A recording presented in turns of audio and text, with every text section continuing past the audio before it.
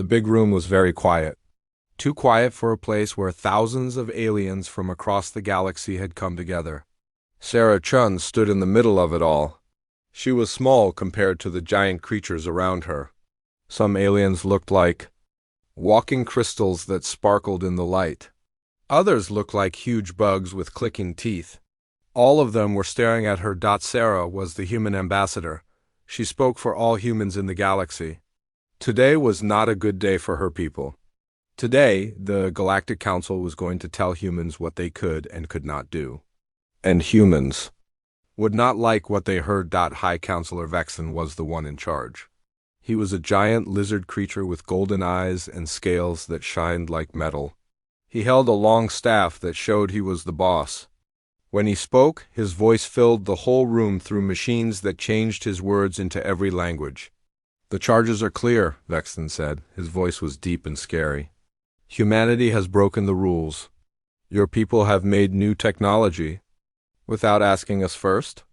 You have built ships that go too fast. You have spread to too many planets too quickly. Your armies have too many weapons." Sarah kept her face calm, but inside she was angry. The council was treating humans like children who had been bad. Around her, big screens showed pictures of human colonies on distant worlds. They showed human ships moving through space faster than ever before. They showed human factories making new machines and weapons, but the pictures did not tell the whole story. They did not show how the council had kept humans away from important meetings for 50 years. They did not show how other alien races were allowed to do things that humans were told they could not do. They did not show how the council made rules that seemed designed to keep humans weak and small. "Your expansion rate is 347% above what we allow," Vexen continued. "Your military buildup threatens the peace we have worked so hard to maintain. Your new quantum drives violate the restricted technology accords that all civilized species must follow." The quantum drives were the real problem. Humans had figured out how to bend space and time to travel faster than anyone thought possible. This scared the old alien races. For millions of years, they had been the ones with the best technology. They had been the ones who decided which races could grow and which ones had to stay small. Now humans were growing too fast. They were learning too much. They were becoming too strong. The council did not like this at all. "The council has made its decision," Vexen announced. "This decision cannot be changed. Humanity will give up its new technology immediately. All quantum drives will be taken apart and destroyed. All expansion beyond your current borders will stop. Your military will be reduced to the size it was before you learned to travel between stars. We will put watchers in every human system to make sure you obey these rules." The room became even more quiet. Every alien there had heard words like this before. The proud bird-like Altarians had been given the same choice long ago. The fierce warrior race called the Vorgak had faced the same demands. The mysterious energy beings known as the Ethereals had also been forced to accept limits on their growth. All of them had said yes. All of them had accepted their place in the council's system. All of them had agreed to stay in their assigned boxes and never grow beyond what the council allowed. This was how things worked in the galaxy. The strong decided what the weak could do. But Sarah Chun did not look like someone who was about to say yes. She stood there for a long moment, looking around the room at all the alien faces. Some looked happy that humans were about to be put in their place. Others looked sorry for her, but not sorry enough to help. A few looked curious about what she would say. Sarah had prepared for this day. She had known it was coming ever since human ships started moving faster than council ships. She had known the old alien races would eventually decide that humans were becoming too dangerous to ignore. She had spent months talking to human leaders across the galaxy. They had discussed their options. They could fight, but the council had more ships and more weapons. They could negotiate, but the council had already made up its mind. They could accept the demands and go back to being a small, weak race that other aliens looked down on, or they could do something else, something that no race in the galaxy had ever done before. Sarah took one step toward the exit, then another. She did not run. She did not shout. She did not beg or cry or make threats. She just walked. Her shoes made small clicking sounds on the hard floor. In the huge room full of thousands of aliens, those small sounds seemed very loud. Behind her, the other humans began to follow. Admiral Rodriguez was a tough military man who had fought in wars across the galaxy. He got up from his seat and walked after Sarah. His face showed nothing. Minister Okafor was in charge of human colonies on dozens of worlds. She gathered her papers and followed the admiral. Trade Representative Yamamoto handled business deals with alien companies. He closed his computer and joined the line of humans. Walking toward the door, one by one, every human in the room stood up and walked away. They did not say goodbye. They did not make speeches. They did not even look back. They just left. The aliens watched in shock. In 3 million years of council history, this had never happened. Species that were given ultimatums always tried. To negotiate, they begged for more time or better terms. They offered to compromise. They promised to be good if the council would be less harsh. No one had ever just walked away. The last human to leave was Dr. Elizabeth Santos, a scientist who had been studying alien technology for 20 years. She had always been polite to the council members. She had always followed their rules.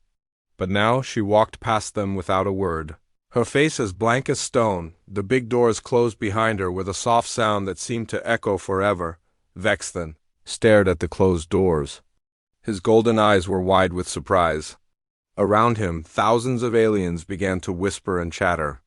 Some laughed, thinking the humans were just being dramatic and would come back soon to accept the council's terms. Others looked worried. Few looked scared. The ethereal representative, a being made of pure energy that rarely spoke, sent a thought to Vexthan's mind. This is not how it was supposed to happen, the thought said. This is new. This is dangerous. But Vexthan pushed the worry away. Humans were just upset, he told himself. They would come back in a few days or weeks when they realized they had no choice. Every race eventually learned that the council was too big and too powerful to fight. Humans would learn this lesson too.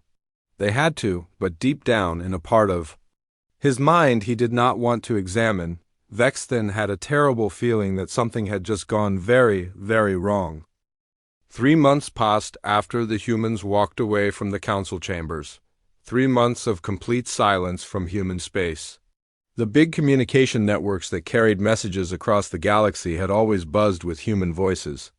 Traders asking for deals, diplomats making requests, scientists sharing discoveries, colonists calling home to Earth. Now there was nothing. Director Kolvash sat in his dark office deep inside the Kreth Intelligence Building. He was an insect-like creature with many eyes that could see different types of light.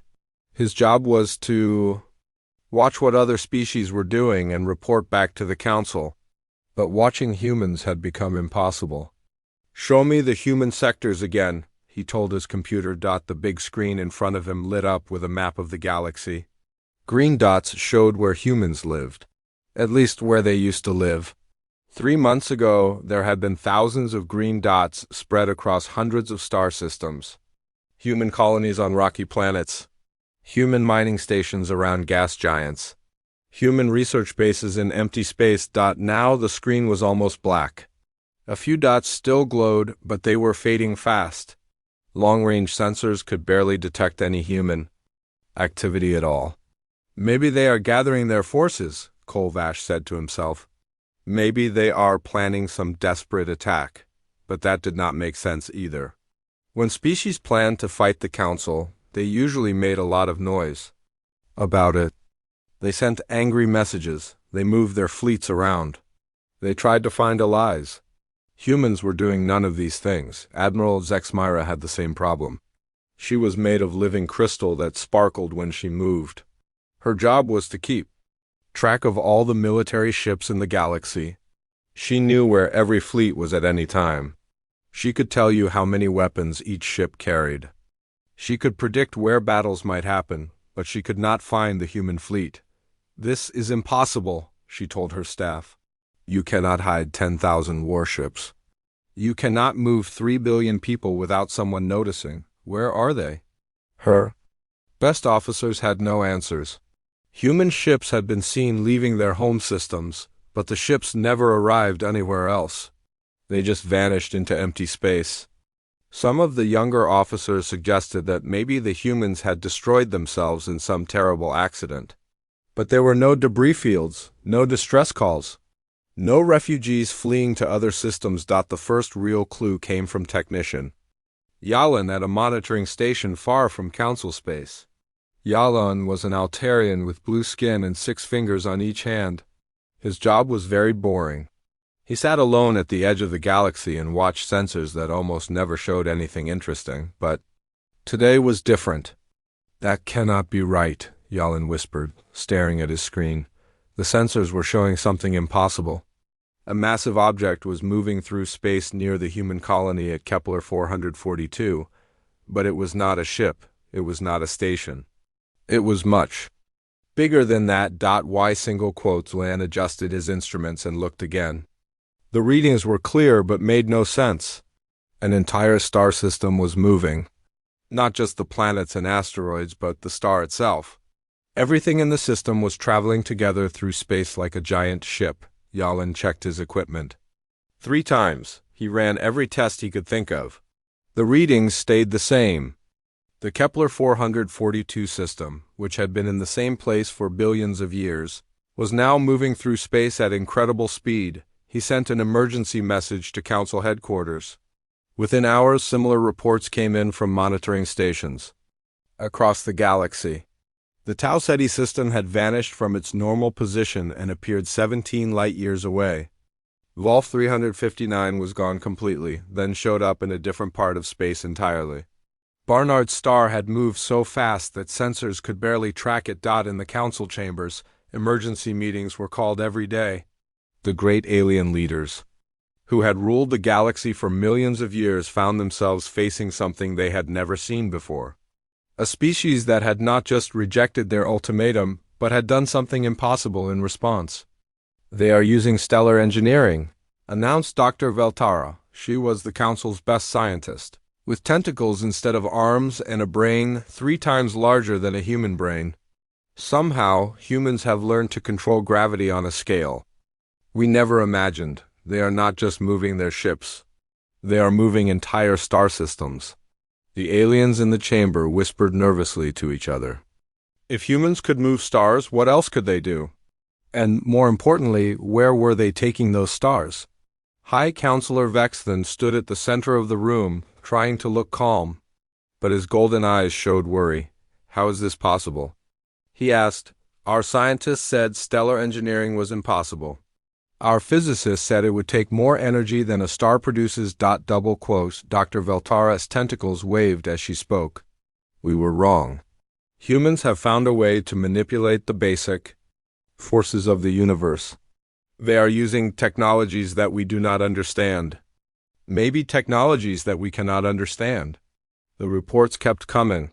Every day brought news of more human systems disappearing from their normal positions. But they were not disappearing randomly. When Dr. Veltara's team studied the pattern, they found something even more disturbing. Look at this, Dr. Veltara said, showing a 3-dimensional map to the council. The moved systems are not scattered around the galaxy. They are forming a pattern, a network. Like they are building something. The pattern was clear once you knew what to look for. Human-controlled star systems now formed a vast geometric shape spanning thousands of light-years.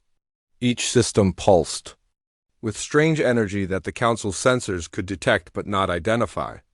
It was as if humans were constructing some kind of massive machine using entire solar systems as parts. The most disturbing discovery came from the ethereals. These mysterious beings were made of pure energy and had been around longer than any other species. They rarely spoke to the council, but when they did, everyone listened. The ethereal's message came directly into Vexthan's mind without using any machines. The humans have found the deep current, the voice whispered. They ride the hidden streams that flow between dimensions. They do not flee from you, they transcend you. Vexton had heard of the deep current in old stories and ancient texts.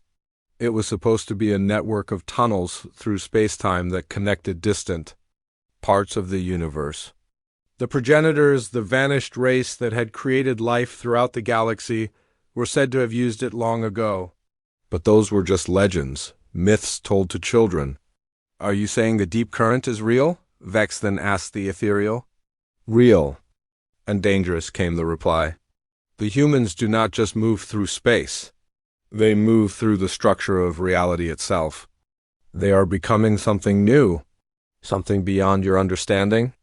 As if to prove the ethereal's words, new reports arrived from the galaxy's edge. Long-range sensors had detected something that should have been impossible. New galaxies were appearing in the cosmic void, not approaching from distant space, but materializing as if they had always been there. Each new galaxy showed signs of intelligent control. Stars arranged in perfect patterns.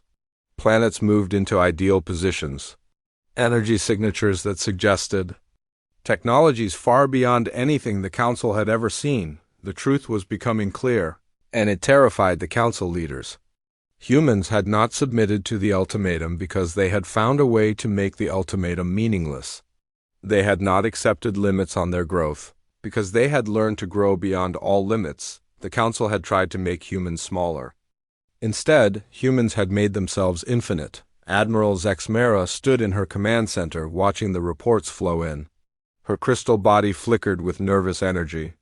"We made a mistake," she said quietly. "We thought we were disciplining a rebellious child. Instead, we forced a sleeping giant to wake up." Director Kolvash came to the same conclusion in his dark office. They were already beyond us, he realized. We just did not know it yet. When we gave them the ultimatum, we did not show them their place. We showed them that we were afraid of what they might become. And now, 3 months later, the humans were becoming exactly what the Council had feared. But they were doing it somewhere the Council could not reach. Somewhere the Council could not control. Somewhere beyond the rules and laws that had governed. The galaxy for millions of years, the silence from human space was not the silence of defeat. It was the silence of transformation. And when it ended, the galaxy would never be the same. The answer to where the humans had gone came from the most unexpected source. The ethereals had watched the galaxy for over 1 million years without saying much to anyone. They were beings made of pure energy who lived in the spaces between stars. Most aliens forgot they existed until they chose to speak. When the ethereal finally contacted High Counselor Vexton directly, the message made his blood run cold. "The humans have found the deep current," the voice whispered inside his mind. "They swim in the rivers that flow beneath reality. They do not run from your judgment, they rise above it." Vexton was alone in his private chambers when the message came. He dropped the datapad he had been reading and gripped the arms of his chair. "What do you mean?" he asked out loud. "The paths the progenitors built long ago," the ethereal replied. "Tunnels through the fabric of space and time. Your ancestors called them myths because they could not see them. Humans see them clearly now. The progenitors were the stuff of legends. They were supposed to be the first intelligent race in the galaxy, the ones who had spread life to countless worlds billions of years ago. Then they had vanished, leaving behind only ruins and stories. Most scientists thought they were just myths, created to explain how life had appeared on so many different planets. Are you saying the progenitors were real?" Vex then asked. "Real and gone," came the answer. "They built roads between dimensions before your species learned to make fire. Humans have found those roads. Now they travel where you cannot follow." The next day, Vex then called an emergency meeting of the Council's best scientists. Dr. Veltara arrived with her team of researchers, their tentacles waving nervously as they set up their equipment.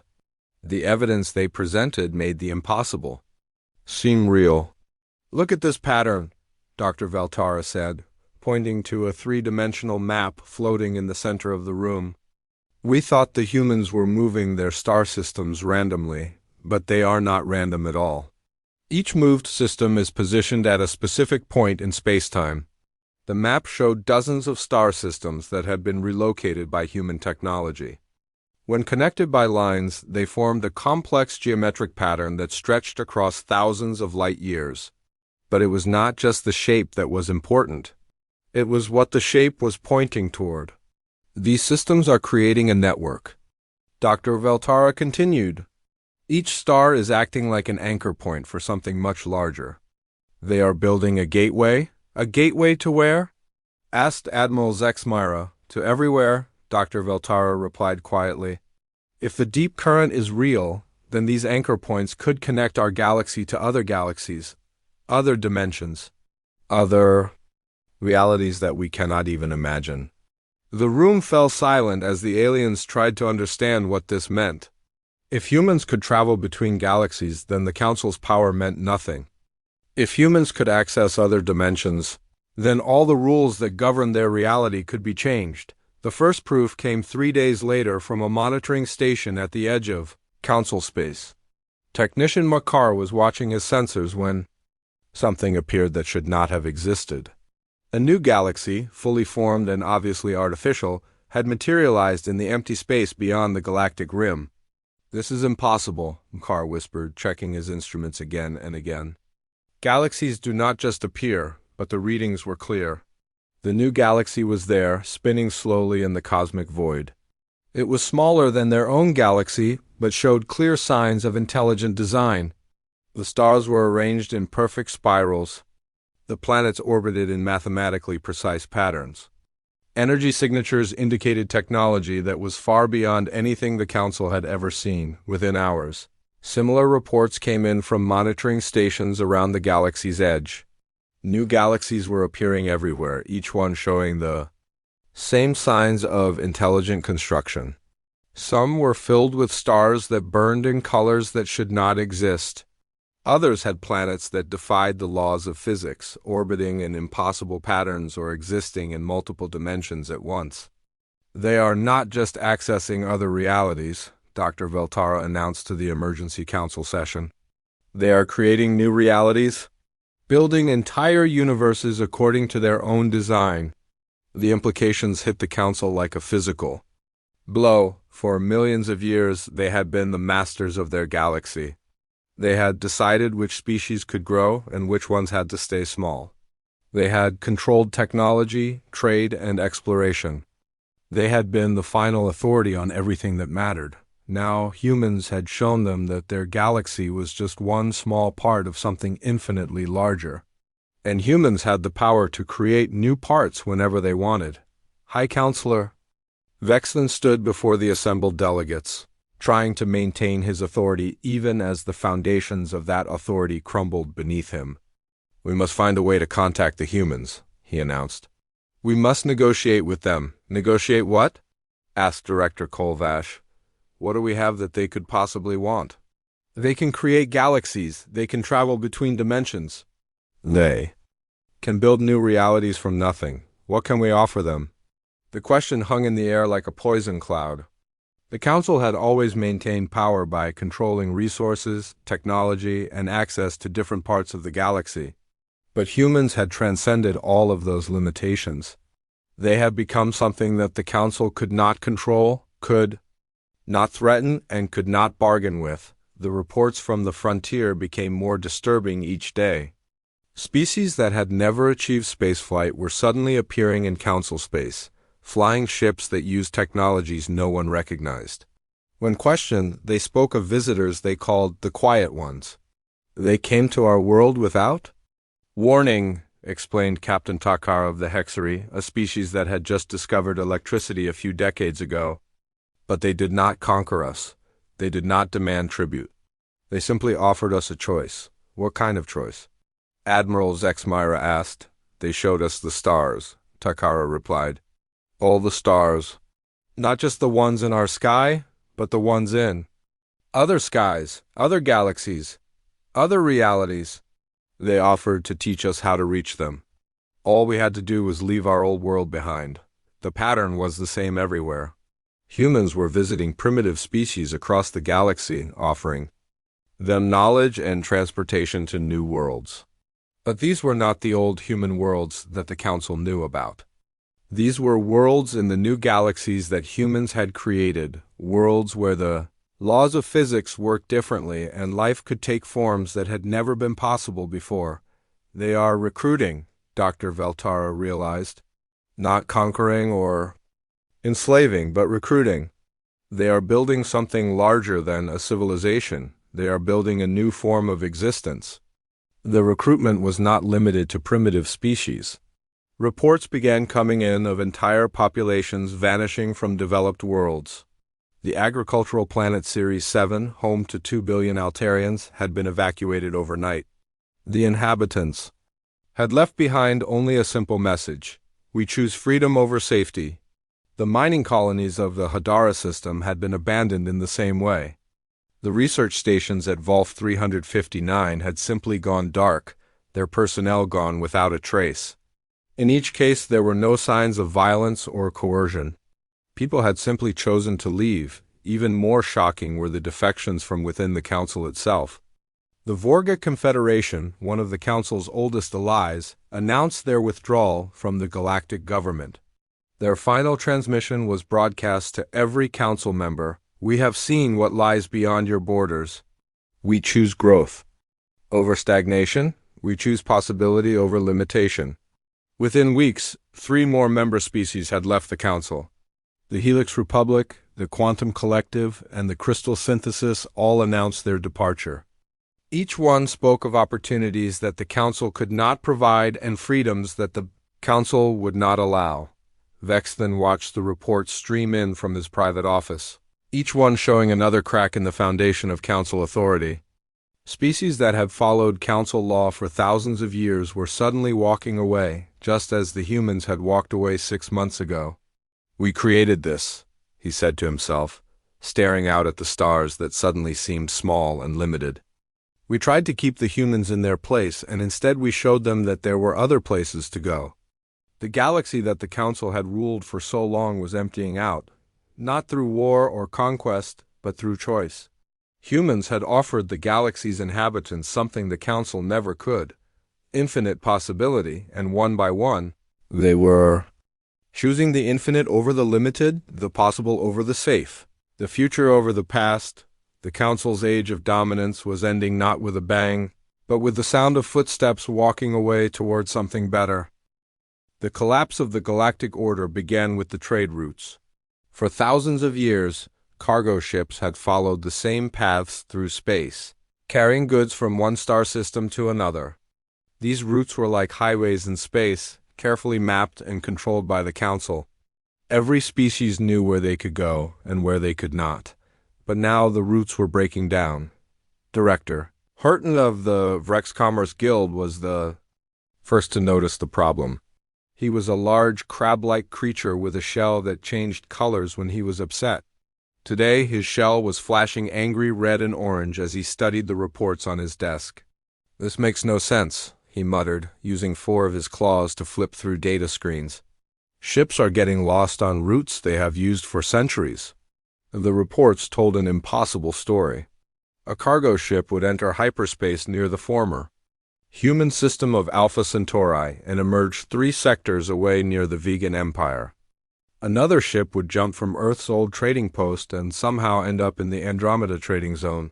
A journey that should have taken months but had happened in minutes. The navigation computers on these ships insisted they had followed standard jump procedures.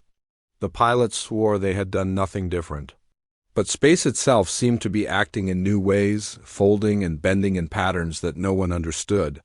"It is not just the missing human markets," Hurton announced to the emergency meeting of the major trading houses. "Space itself is becoming unreliable. Our fastest ships take weeks to travel routes that used to take hours. Meanwhile, some independent traders are somehow covering the same distances in minutes." The independent traders were the key to understanding what was happening. These were small operators who worked outside the big trading companies. They flew old ships and carried small cargoes to places the big companies did not want to go. Usually they were too poor and too slow to compete with the major trading fleets, but now some of them were moving faster than anyone thought possible. Captain Zera was one of these independent traders. She flew a beaten-up cargo ship called the Lucky Strike and usually carried supplies to mining colonies on the frontier.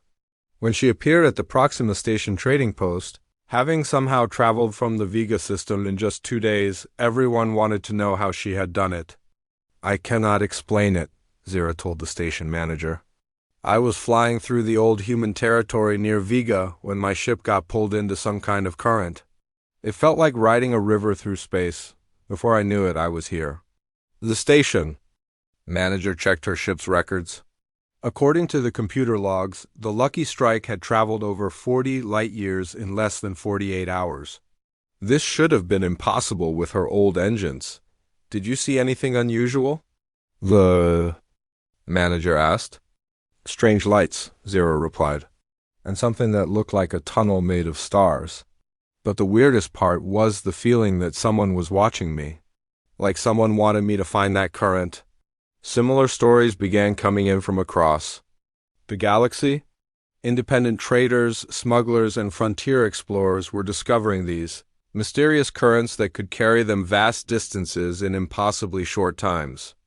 But the currents only seemed to work for certain people. The big corporate fleets and council military ships could not access them at all. Admiral Zexmera tried to investigate with her crystalline battlecruiser, but her sensors could not even detect the currents that the small traders were using. "It is as if they only exist for those who are not part of our system," she reported to the council. The economic chaos was only the beginning. Reports started coming in from the frontier about something even more disturbing. Entire populations were vanishing from their homeworlds without any sign of violence or coercion. The first major disappearance was the agricultural world of Series 7. It was home to 2 billion Altarians who grew food for half the sector. One day it was a thriving world full of farms and cities. The next day it was empty. Governor Tack was the administrator for that sector. He was a nervous, bird-like creature who had always followed council regulations exactly. When his monitoring stations reported that Series 7 had gone silent, he sent a full investigation team to find out what had happened. What they found was a world that looked like everyone had simply decided to leave at the same time. The cities were intact but empty. The farms were unharvested but undamaged. Personal belongings had been left behind, but there were no bodies, no signs of struggle, no indication of what had happened to the people. The only clue was a message, broadcast from the planet's main communication center. It was short and simple. "We have been offered something better. We choose freedom over safety. Thank you for everything, but we are going home." Going home? Lotak wondered aloud. Series 7 was their home? But the investigation team found evidence that suggested otherwise. In the planet's libraries and data centers, they discovered records of visits from ships that no one had authorized. These ships had come and gone without triggering any of the planet's defense systems. According to the records, the visitors had called themselves the Quiet Ones.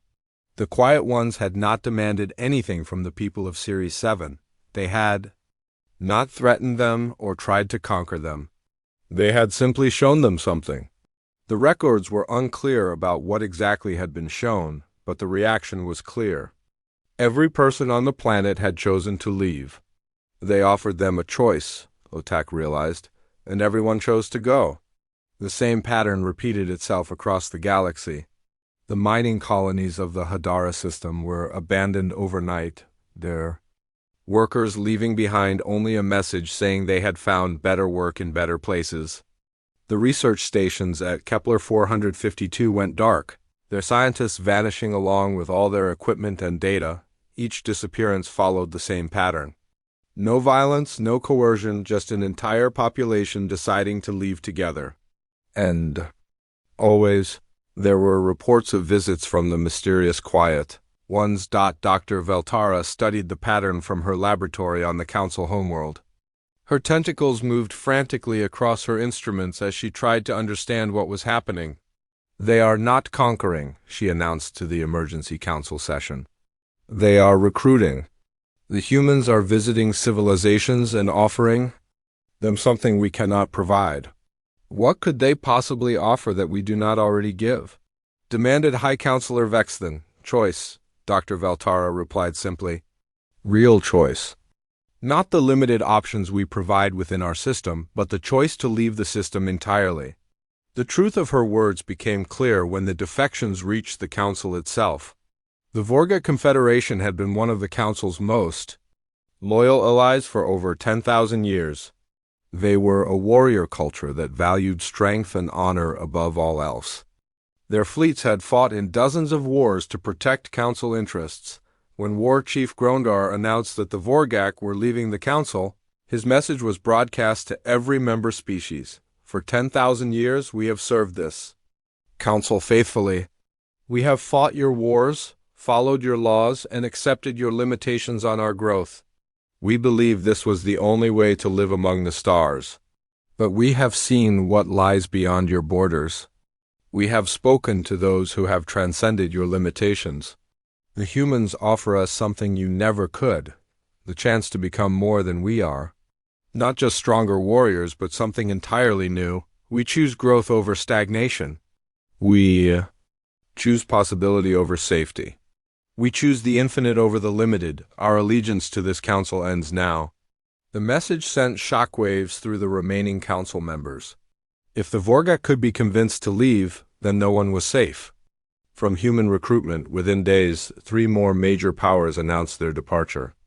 The Helix Republic, famous for their advanced technology, left to explore new forms of existence. The Quantum Collective, masters of energy manipulation, departed to transcend the boundaries of reality. The Crystal Synthesis, ancient and wise, simply said they were going home to a place that never existed before. High Counselor Vexen watched the reports pile up on his desk. Each one represented another crack in the foundation of galactic civilization. The order that had lasted for millions of years was crumbling, not through war or rebellion, but through exodus. What have we done? He whispered to himself, staring out at stars that suddenly seemed small and confined. The answer was becoming painfully clear. By trying to limit human potential, the Council had inadvertently shown humanity that limitations were just choices. And humans had chosen to transcend them entirely. Now they were offering that same choice to everyone else in the galaxy. The choice to leave behind the safe, limited existence under Council, rule and embrace something infinite and unknown. And species after species was making the same choice the humans had made 6 months ago. They were walking away silently, leaving behind everything they had known for the promise of something better. The galaxy was emptying out, one world at a time. 2 years after the humans had walked away from the Council chambers, they came back. But they did not come back as the defeated species that the Council had expected. They came back as something completely new. The first sign was a single ship. That appeared near Proxima Centauri. The monitoring stations detected it immediately, but none of their instruments could make sense of what they were seeing. The ship did not look like it had been built. It looked like it had been grown, like a living thing made of metal and crystal and light. Technician Alun was the first to see it clearly on his sensors. He had been watching the empty space around Proxima for months, hoping to catch some sign of human activity. Now he stared at his screen in amazement. The ship was beautiful in a way that hurt to look at. Its hull flowed like water but sparkled like diamonds. Parts of it seemed solid while other parts looked like they were made of pure energy. It moved through space without any visible engines, sliding between the stars as if distance meant nothing to it.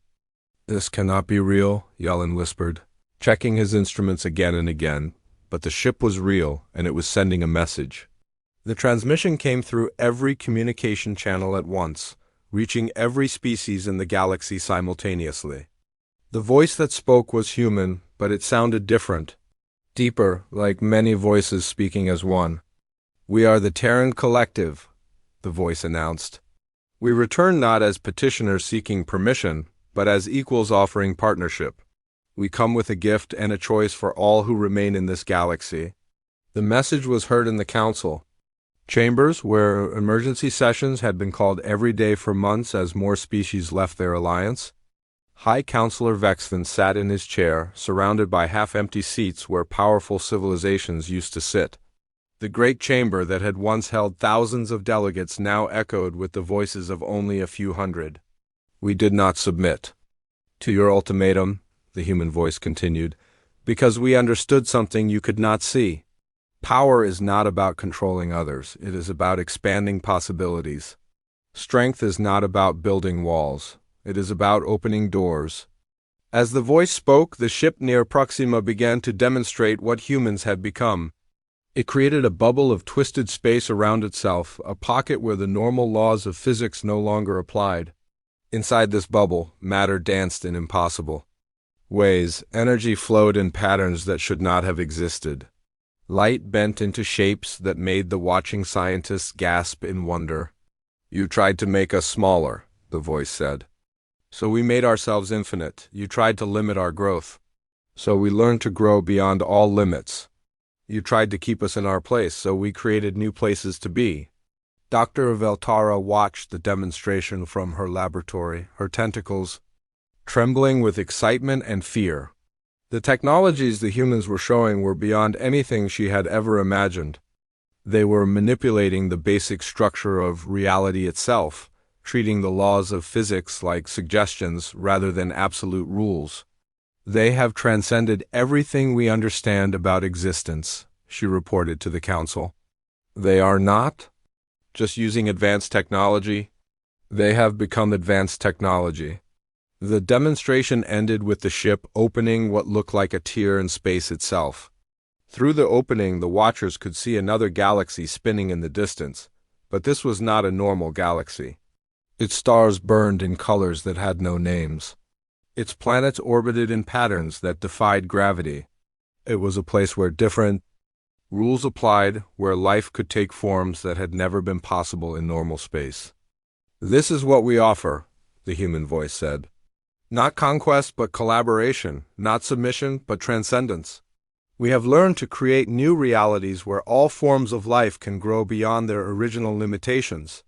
The ship then did something that left every observer speechless. It reached through the dimensional tier and brought back a small probe. The probe contained technologies that could change everything about how the galaxy worked. Clean energy that could power a planet forever. Medical techniques that could cure any disease. Transportation methods that could carry someone across the galaxy in minutes. "This is our gift to you," the voice explained. "These technologies can transform your civilizations, but only if you choose to use them. We will not force progress upon you. We will not demand that you change. The choice, as always, is yours." The probe was sent to the council chambers, where it landed gently in the center of the great room. Every delegate stared at it, knowing that inside that small object were secrets that could make their species more powerful than they had ever dreamed. But accepting the gift would mean acknowledging that the humans had been right. It would mean admitting that the council's way of doing things had been wrong. It would mean recognizing that their attempt to limit humanity had failed completely. High Counselor Vexton stood up slowly, his golden eyes fixed on the probe around him. The remaining council members whispered nervously to each other. Some wanted to reject the gift out of pride. Others wanted to take it and try to reverse engineer the technologies for their own use. A few understood that this moment would determine the future of their entire galaxy. "The humans have shown us two possible futures," Vexton announced to the chamber. "In one future we remain as we are. We keep our old ways, our old limitations, our old fears. We rule over a shrinking domain while the universe moves beyond our understanding." He paused, looking around at the half-empty chamber. So many seats that had once been filled with proud delegates were now vacant. So many species that had once been part of their great alliance had chosen to walk away. "In the other future," he continued, "we admit that we were wrong. We acknowledge that there are ways of existing that we never imagined. We accept that growth and change are not threats to be controlled, but opportunities to be embraced." The vote was close. Many of the older species wanted to maintain their pride and reject the human offer. They had ruled the galaxy for millions of years and could not imagine accepting help from a species they had tried to punish just 2 years ago. But in the end, Practical concerns won over pride. The galaxy was emptying out. Trade was collapsing. Entire civilizations were vanishing to join whatever the humans had created. The council could either evolve or become irrelevant. The decision was made. The Galactic Council would accept humanity's gift and their offer of partnership. As the vote was announced, the probe opened like a flower, revealing technologies that would revolutionize every aspect of galactic civilization. But more importantly, it came with an invitation. To those who choose to grow with us, the human voice said, we offer passage to places where the only limits are those you choose to accept. To those who prefer to remain as they are, we offer these gifts freely with no strings attached. The universe is vast enough for many different ways of life. High Counselor Vexlin approached the probe, his hand trembling as he reached out to touch it. When his claws made contact with the smooth surface, information flowed into his mind. He saw visions of galaxies where every species had transcended their original nature. He saw civilizations that had learned to create new forms of existence. He saw a future where growth and change were celebrated rather than feared. What have we learned from this? He asked himself quietly. The answer was simple but profound. When the humans had walked away silently 2 years ago, they had not been admitting defeat. They had been choosing victory on their own terms. They had shown the galaxy that the most powerful response to limitation was not to fight it, but to transcend it entirely. Now they were offering that same opportunity to everyone else. The chance to move beyond the old ways of thinking, the old fears, the old limitations. The chance to become something more than what they had always been. As Vexton stood there with his hand on the probe, he understood that the age of the Council's dominance was over. But something better was beginning. An age where every species could choose their own path, their own level of growth, their own destiny. The humans had taught them the most important lesson of all. Sometimes the best way to win is to walk away and create a game where everyone can win. The galaxy would never be the same. And for the first time in millions of years, that was exactly what it needed.